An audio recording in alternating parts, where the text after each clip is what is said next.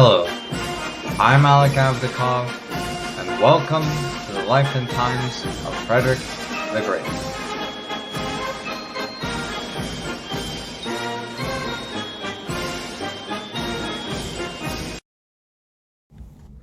Thank you to everyone who has recently donated to my Patreon. I want to thank both Caroline and Alan Huffines, as well as James Norton, for donating and contributing to this podcast. Thank you to Steve, who met up with me at the 7 Years' War Convention, and I look forward to seeing you there next year. Remember that joining on Patreon is the best way to support this podcast. Now, let us move on to the insane shenanigans of the 1745 Jacobite uprising. I'm going to recap this extremely complex time by totally simplifying the situation because we don't have time to lose. So, the former royal family of Britain, the Stuarts, were overthrown in 1689. King James III, the dude who was overthrown, went into exile into France. He died and his son succeeded him in exile, also named James. James supported two failed uprisings in Britain in 1715 and 1719. He moved to Rome because the French and British signed a treaty of alliance. James had a kid named Charles, and they spent their days in Rome, waiting for an opportunity to take back Britain. Charles saw his chance in January 1744 when France and Britain began fighting each other in the War of Austrian Succession. He traveled to France to invade Britain, but was delayed by a storm. He then hung out in France for a year until news of French victory at Fontenoy gave him the push he needed to set off for Britain. Charles left France with 2 ships and arrived in northern Scotland with 1 ship to start the rebellion in August 1745. The government forces opposing Charles went north to capture Inverness and left the road to Edinburgh wide open to the Jacobites. Then, by hook and by crook, the Jacobites managed to capture Edinburgh. If your head isn't spinning from confusion now, just wait, it gets better. That's where we left our story, and let's pick it back up in the aftermath of Prince Charles's surprising capture of the city of Edinburgh. When Prince Charles entered Edinburgh, he ordered his army to steer clear of Castle Edinburgh, which was still in Hanoverian hands. It was said by a witness of his entry into the capital that Charles was completely mobbed by the people on the street. He walked through the sea of humanity to reach the royal palace of the Stuart family. Instead of making any charismatic speeches or rousing the crowd to a fury, Charles just nonchalantly walked right in. People around him could visibly tell he felt insecure about his position. After setting up shop at Holyrood House, the said Stuart royal palace, Charles published and distributed his manifesto that said his father was now King James VIII of Scotland and James III of England. Charles, actually being in Britain, would be his father's regent until James could make his way from Rome. Multiple witnesses of the declaration of the manifesto noticed that more ladies were cheering rather than men. The full power of treason laws would not be equally enforced to men and women at that time. This means that if a man openly sided with Charles and the rising failed, he would have his property taken and possibly his life as well. One of the reasons the men of Edinburgh had cause to fear was looming in the distance near the port city of Dunbar. Sir John Cope was commanding the forces in Scotland to oppose Prince Charles. He made the mistake of going to Inverness and leaving the road to Edinburgh as open as the prairie in Kansas. Realizing he screwed up, he went back south to try to relieve Edinburgh before it was captured. But Sir John had to cope with Charles capturing the city without a shot.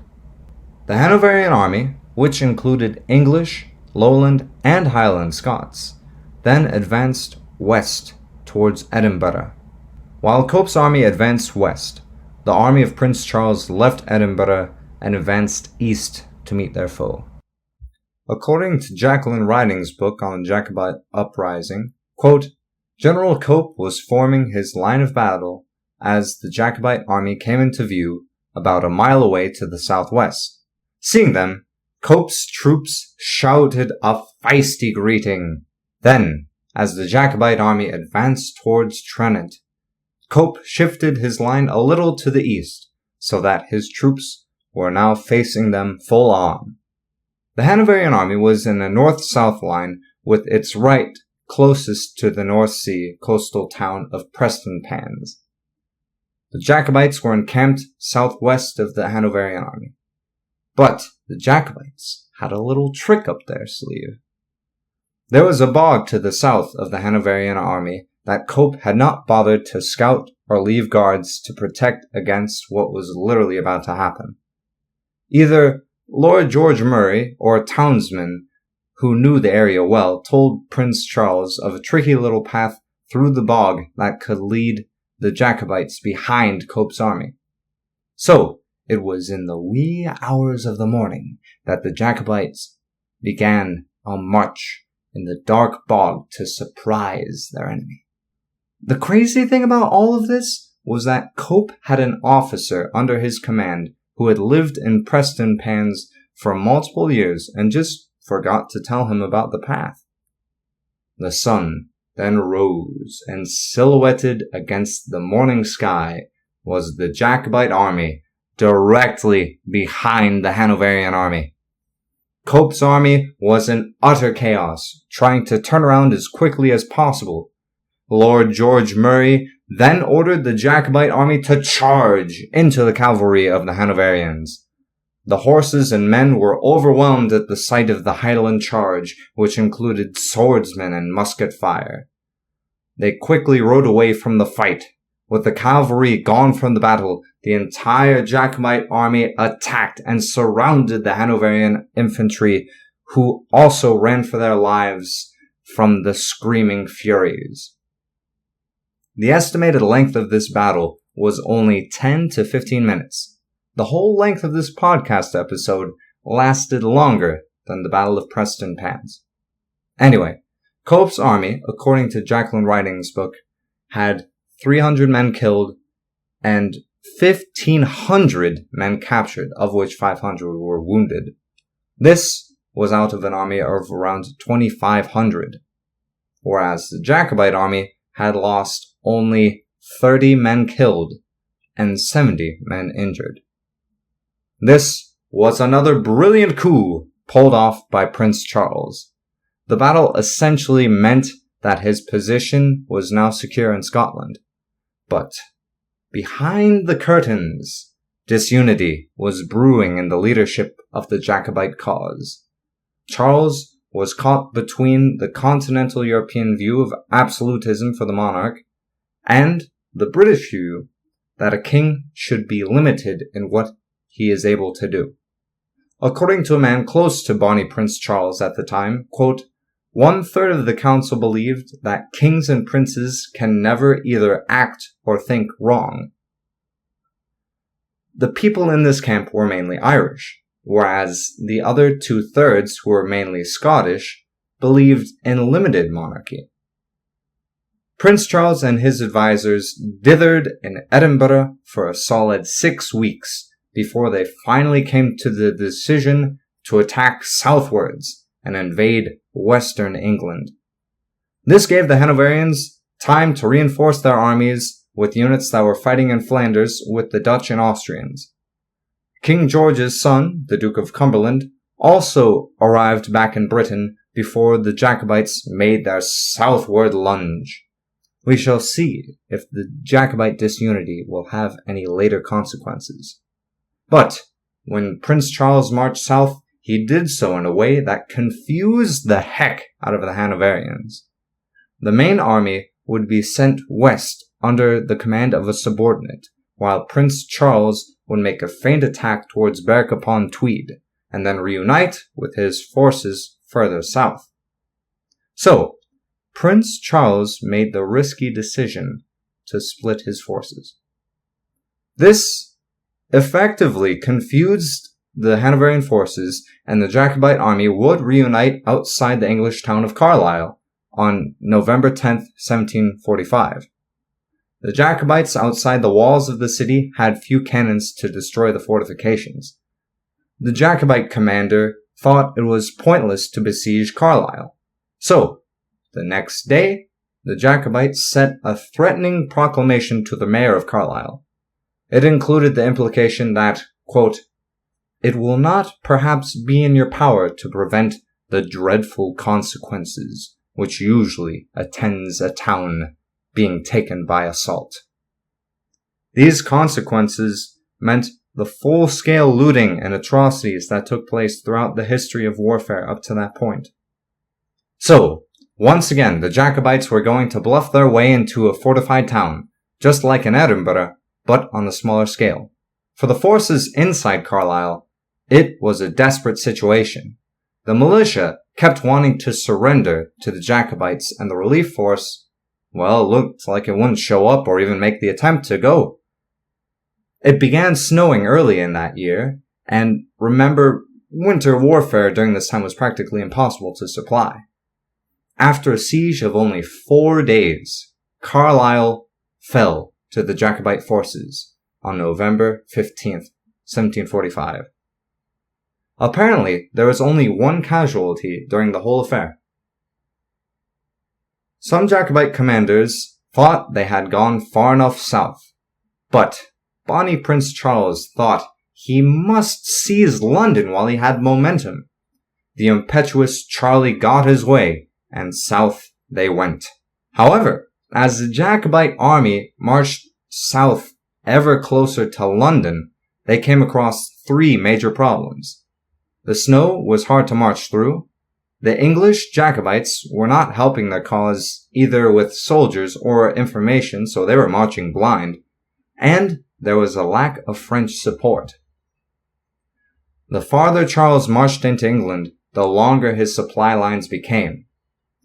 His army was strung out 80 miles when his army reached Preston, thus making him vulnerable to an ambush. But Charles was determined. He wouldn't let a silly little thing like logistics ruin his chance to take back the British throne. The Jacobite army advanced still further into England. The English population was told of the bloodthirsty Highland barbarians who were going to kill, pillage, and destroy everything in their path. This anti-Jacobite propaganda really backfired when it came to the Jacobite advance onto the town of Manchester. A soldier by the name of Dixon set off with his mistress and a drummer to take the town of 20,000 people by themselves. The people in favor of George II fled and left behind a skeleton crew in Manchester. So, when Dixon reached the town, a crowd of over 1,000 people saw these 2 dudes and a lady take their town. One account describes the event as, quote, 2 men and a half taking the famous town of Manchester without resistance or opposition. Gotta love that 18th century sexism. This happened on November 28th, and Charles stayed in Manchester for 2 days. It was expected there would be around 1,500 recruits in this region of England, but only 250 men joined Charles's army. Despite that, Charles was cheered triumphantly in the city. He still believed, despite the lack of English support, the heavy snow, and the 2 armies that opposed him in England, that he must push on to London. He was now, roughly, only 200 miles away. Surely, he can't fail so close to the finish line. He can fail, and don't call me Shirley. The Jacobite army split their forces again to confuse the Duke of Cumberland and reached the town of Derby on December 4th. Prince Charles was only 125 miles from London. However, his army was in a terrible state. Roughly half the army were half naked, and hardly any man had shoes in the winter. Supply lines were at their very limit, meaning food was simply taken from the population they occupied. Field Marshal Wade had an army of unknown strength that could cut off the Jacobite army, and the Duke of Cumberland had an army that could face off the Jacobites with equal number. There was a war council held in Derby that discussed all these issues to Prince Charles, and Lord George Murray wanted to retreat back into Scotland. Charles was incredulous. There was no way he could back down so close to London. But nearly everyone in the council thought that without the English rising in support of Charles or French invasion, the advance would doom themselves. So, on December 9th, 1745, the Jacobite army retreated from Derby, and Charles was absolutely dejected. The retreat and the behavior of Charles had a deep impact on the moral discipline of the army. Jacqueline Riding's book on the Jacobite Rising of 1745 wrote this gem of a quote regarding Bonnie Prince Charlie's mood during this retreat. Quote, "No matter how much his manner is justified as an individual, as a leader, it reveals a desperate naivety on his part. For the mettle of a leader becomes evident, not when all is going well, but in adversity." From the perspective of the Duke of Cumberland, this retreat was a godsend. He thought if Marshal Wade could just march west across northern England, he could cut off the Jacobite retreat. Cumberland set his cavalry north to pursue the fleeing rebels, and even called for the population of occupied towns to capture and kill Jacobites that straggled behind the main army. But despite the harassment from the cavalry, the Jacobite retreat was fairly orderly. However, the Jacobites were now less likely to treat the people they occupied civilly. The retreat had also transformed Prince Charles from an inspiring leader who was a model example for the troops to a, quote, sullen, drunken, obstructive, and decidedly uninspiring juvenile. He would still hold war councils, but he would no longer listen to people such as Lord George Murray or the Scotsmen who agreed to retreat from Derby. In a retreat lasting only 11 days, the Jacobite army crossed the border back into Scotland on December 20th, 1745. But the Bonnie Prince did leave one regiment behind in Carlisle, so he could take another crack at England in the future. However, the Duke of Cumberland crushed those dreams when he took the town. And, just like Michael Jordan during most of his career, the Duke took the rebellion personally. The Duke of Cumberland was then ordered south to protect against a possible French invasion. Prince Charles, on the other hand, marched north to Glasgow, and now we get to one of the more gross actions of the Jacobites. This was reported on in the Jacobite occupation of Derby as well. When soldiers of the Jacobite army would leave a town, it was reported that they would defecate on lawns, in random places in the houses they stayed, and even in the beds of their hosts.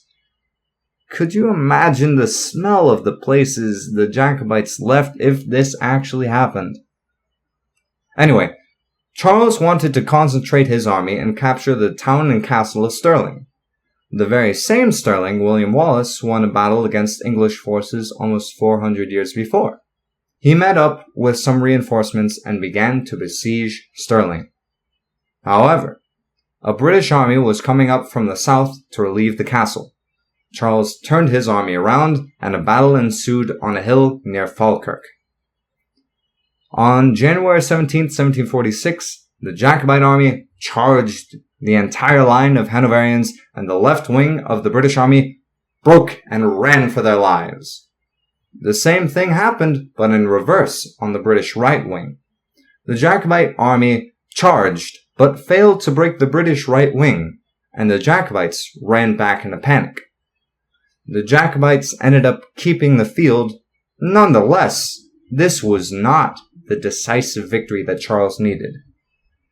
A man in Charles's circle sums up the situation of the Jacobite army neatly when he says, quote, "We are like the old man who says, 'I am feeling well, thank God, but I am going to die soon.'" This battle, however, did decide that the Duke of Cumberland would go back up north to Scotland to crush the rebellion once and for all.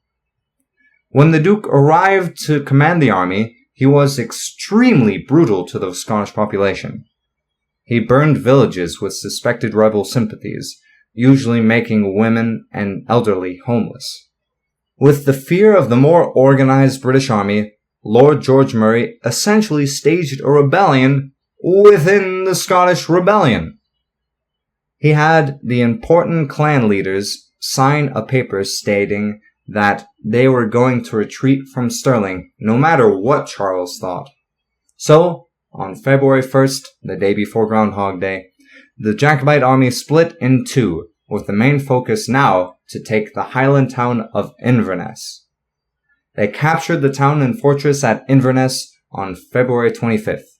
Prince Charles, however, was done with running away and began to prepare for a battle. Meanwhile, the Duke of Cumberland and his army made their way to Aberdeen on February 27th.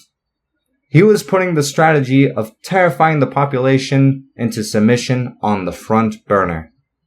He would order bands of 20 to 50 men to plunder and burn towns that were seen as loyal to the Jacobites. He also wanted to instill discipline into his troops. The Duke would use the winter camp to drill the men to make sure they would not panic when faced with the Highland charge. The Highland troops were notorious for their lightning-fast charges that would cause panic in the regular British soldiers. Instead of having the men stab their bayonets head-on, they would protect the man to his right in a battle. While it is unknown if this tactic actually helped in the future battle that I'm going to describe, this did help with the confidence problem the Duke's men had. The Jacobite army, on the other hand, was growing weaker because of the lack of money, food, and supplies. Charles wanted a battle to decide the direction of the rebellion, to win a massive victory against the son of the Hanoverian elector, or die in a glorious battle. However, when the Duke of Cumberland ordered an advance from the winter quarters he stayed at in Aberdeen on April 7th, Charles's army was scattered throughout the area surrounding Inverness. He needed time to concentrate them near the field of Culloden. The River Spey was meant to be a defensive barrier so that a section of the Jacobite soldiers could delay the Hanoverian crossing. But when the time came to defend, the commander of the Jacobite defense fled. The Duke of Cumberland could cross safely and unimpeded to march into Inverness without delay. On April 15th, the Duke's army arrived outside Inverness in the town of Nairn. Prince Charles called a war council that day, and it was decided they would go for an attack at night. The plan was ambitious, to say the very least. The whole army would march 8 miles through bogs with no visibility whatsoever. When they arrived at the Duke's camp, they would use their swords and bayonets to kill the enemy in their sleep. However, the whole not being able to see where you're going at night thing became an issue for the Jacobites. The army trudged in pitch-black bogs, only to become dispersed. Lord George Murray, the man who came up with this plan, decided to, with only a few miles left to march, call the whole thing off. That's right, the half-starved, completely exhausted army would now have to retreat. This destroyed any energy the soldiers might have had. So, as the sun began to rise over the field, the Jacobite army walked back to where they had started, 8 miles away. At the same time the Jacobite army retreated, the Duke of Cumberland's army began to advance towards Inverness. The two armies faced off against each other outside the town. What I'm about to describe became known as the Battle of Culloden.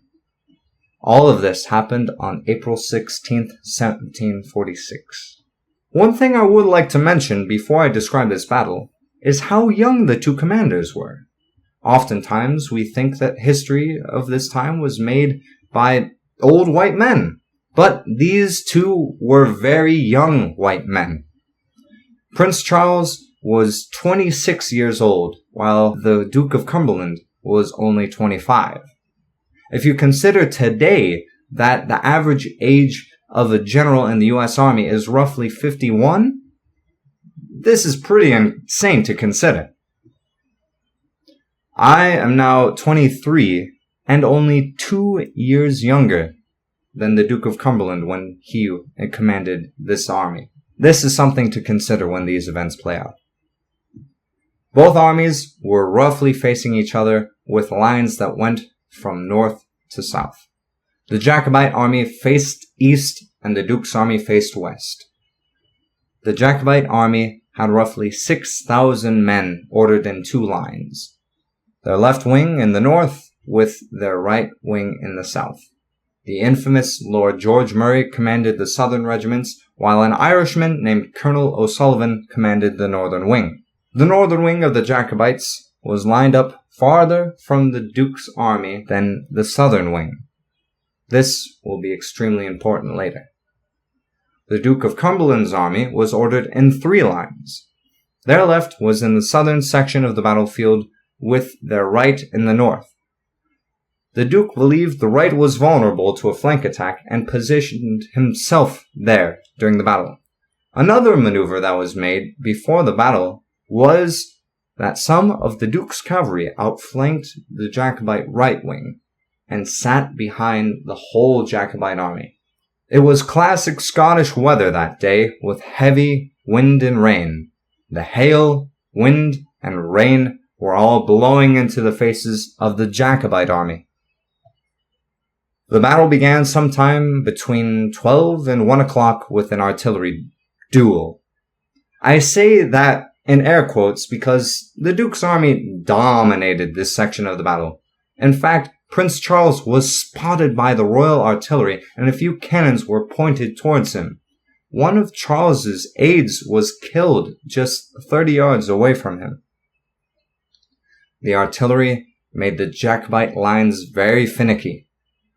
These were not regular soldiers who could stand still while being shot at with cannonballs raining down upon them. After all the marching the night before, the lack of food, sleep, the rain pouring into their faces, just destroyed the discipline. These men were chomping at the bit to attack. But remember that the Jacobite right wing was closer to the Duke of Cumberland soldiers than the left. So, when the order was given for the line to advance, the right wing had a shorter distance to run. The best Highland charges would take place by the whole line in hopes that they could cause a retreat.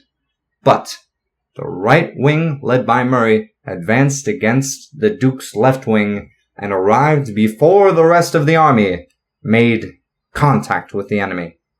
Horrifying, disgusting, ugly, and bloody hand-to-hand fighting happened here, and the Duke's left wing began to fall back. However, the Duke of Cumberland ordered in 3 regiments from the reserve to surround the attacking Jacobites. Meanwhile, in the center of the Jacobite advance, the whole section just became a confused mosh pit of Highlanders running blindly towards the enemy. The left wing just became stuck in the bogs as they advanced into the enemy cannons. The overall shock of the Jacobite army was blunted. Then, fear set in. The fighting in the south began to turn against the Jacobites, and soon enough, the Jacobites broke and ran for their lives. This began a domino effect from the right wing to the center and all the way to the left. The Jacobite army became a mob fleeing for their lives. The cavalry of the Duke's army that was behind the Jacobite army then began a pursuit and slaughtered anything that moved in front of them. This was another ugly part of war, when people ran away without weapons but were killed for simply being there. It was in fact worse, because they were rebelling soldiers and no quarter was taken or received. At this point, it was no longer a battle, but a massacre. It was claimed that Prince Charles, who was in the rear, yelled, "Well, they won't take me alive!" But the danger of his imminent death became all too clear, and Charlie rode from the battle in complete terror. So, before I say this next bit, we need a reminder. Prince Charles, for the majority of life, lived in Rome. Some consider him an Italian. So, as Charles galloped off in the distance, one of his officers yelled, "There you go for a cowardly Italian!" The army he led that day lost about 2,000 men, compared to only about 300 of his enemy's troops. While this battle did not officially end the Jacobite uprising, all the air was out of the balloon. Charles ordered the army to disperse, and he went into hiding.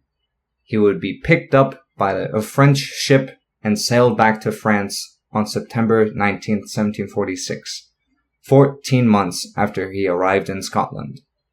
He would never again set foot in Britain. There would be no more Jacobite uprisings against the royal family of Britain.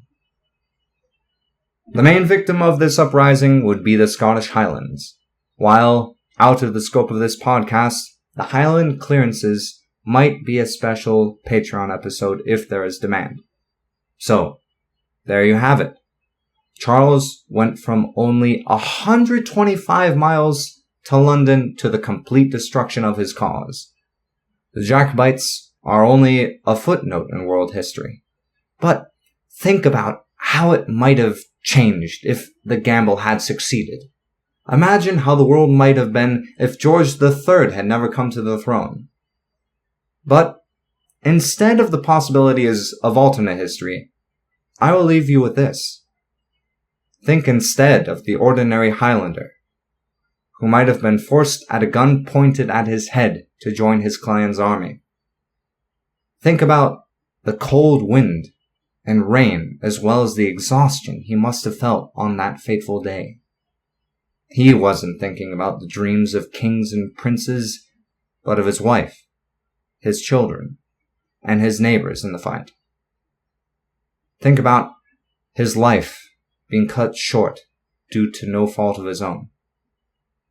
No matter what people say of how times might have been simpler in the past, these human experiences were ugly, terrifying, and most importantly, real. Thank you for listening.